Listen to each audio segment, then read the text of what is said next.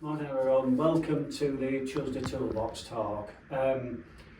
Today we're going to be revisiting a Toolbox Talk on site safety that we did in February 2025.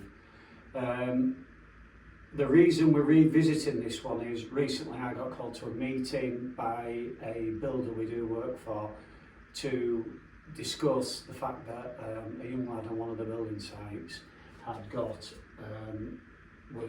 was in an accident and actually died from that accident. It ended up that some pipe work fell on the lad while he was in a ditch.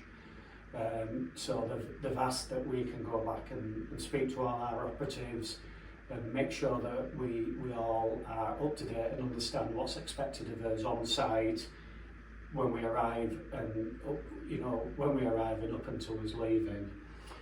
By the end of this Toolbox Talk, you'll be aware of these 5 points here. So briefly, you're aware of the site tragedy, understand the risks associated with working on a building site, you'll know the procedures for moving around the site safely, understand how individuals contribute to site safety, know what to do if you have any concerns. So we'll start right at the beginning where you turn up on site for the first day. And what's really important is that you park in the designated areas, you put the minimum PPE on, which is a helmet, high-vis vest and your boots. You go to the site office and introduce yourself to the site agent, where you will sit through an induction.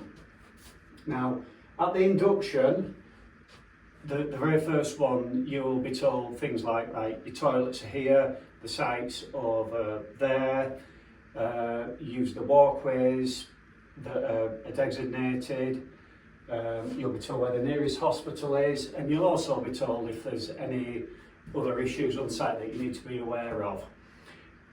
Prior to you turning up on site, we will have sent a set of rounds to site. What should happen then is that you read through them rounds and you sign them to say that you've read and understood them. If for whatever reason that when you turn up on site and you haven't been shown them rounds, could you please let me know? We can actually send you the rounds direct if you want, so you are familiar with them. However, you should be shown them on site. Once you have signed in, and let's say you've been on site for a week or so now and you're familiar with where the car park is, you go sign in the morning. When you finish work at night, you must sign out. You will then start noticing things like the site hazard board. So this is a typical one that I've taken a photograph of on a site.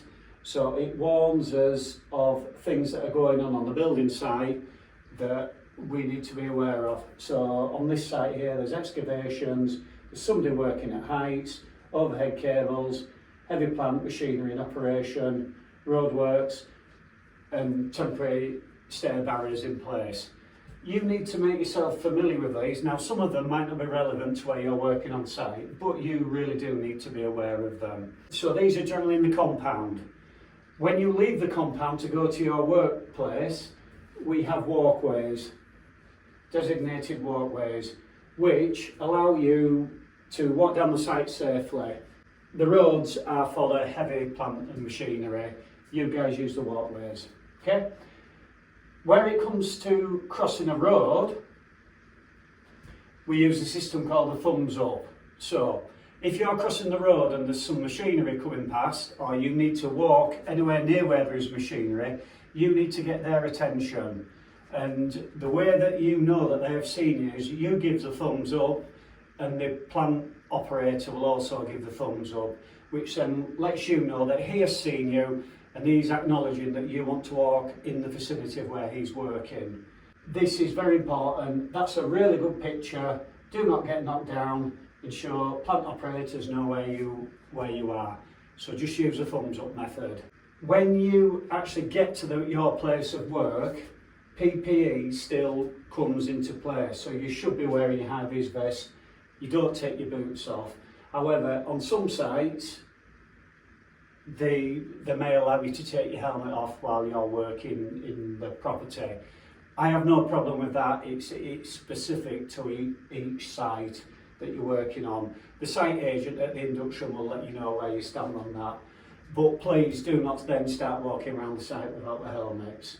Certain jobs are going to require you to wear additional PPE. If you're doing a lot of dusty work, we need to wear a dust mask. You've all been face fit tested, therefore there's no reason why you shouldn't be wearing a dust mask. If you're doing a lot of heavy, noisy drilling, you will need to wear ear defenders and goggles. So these are all items that we will provide for you, but it's up to you to ensure that you wear them. At the end of the day, when we go home on a night, we want to make sure that we're all safe and we aren't causing ourselves any harm or injury. If you have any concerns about the walkways on site, which one of the lads while I was on site the other day approached me about the walkways, that they weren't in very good condition, so it's my job then to speak to the site agent, which we did, and I believe that the walkways were then reinstated. So that, you know, I have no issue talking to the site agents about that. That's what I'm here to do. Also, if anyone has an accident on site, the first person you need to let know is your supervisor on site. The next person after that is the site agent. They need to know, because that needs to be written down in the site accident book. Following that, you also need to let the office know. So there's a couple of things there. If there is, you know, God forbid that there is no serious injury, but at a later date there might be an insurance claim comes into play. So number one, you need to make sure that all these forms are filled in. We will fill them in the office for you, and then you can forget about it. This now brings me on to the next point though, signing in and signing out. If you sign in the morning and have an accident, you are insured on the site. If you don't sign in, there is a good chance that the builder can use this at a later date to say, well look, no one was signed in on site.